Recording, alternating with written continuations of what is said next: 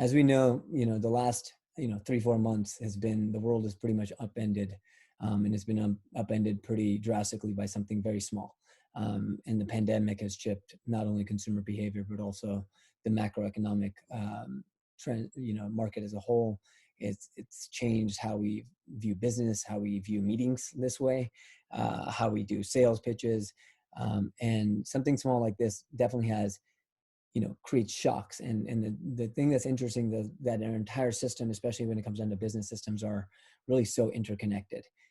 We have household purchases, your consumers who you sell to, businesses you guys might work with, have changed. People, not only just the inputs but the outputs, how people pay, getting money faster, paying taxes, everything has just kind of got upended. And it's kind of crazy to think about it, that something so small has caused such an entire shock to the system, but it has been that way. But the one thing we've seen recently, and I'm a little bit of an optimist, and so what we've seen is that there's been some positive signs, specifically after the initial shock. So a lot of times in markets you have rapid volatility and then stabilization.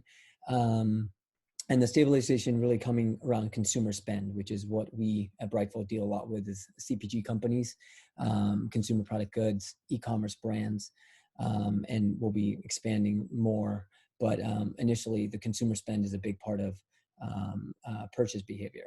And so that we've seen that change and starting to stabilize. But knowing how long it takes to get to baseline, which is where we were in March, those numbers are not out there. No one really has a clear idea, and this can also rapidly change as infection rates can go higher, and so there's just a lot of things, uncertainty, but there is positive trend signs. And obviously some industries fare better than the other, and this is just more to give you guys some context. But fine dining, for example, is not going to recover because you can't go into restaurants anymore, and capacity is naturally 50% lower.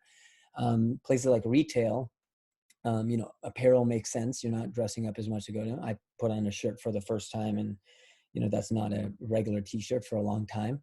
But things like office supplies and workout equipment, at-home care, those type of industries have really done really well and weathered the storm. A couple of our customers have done very well, basically because that their industries are more of a must-have rather than a nice-to-have. And I think that's where the differentiation happens.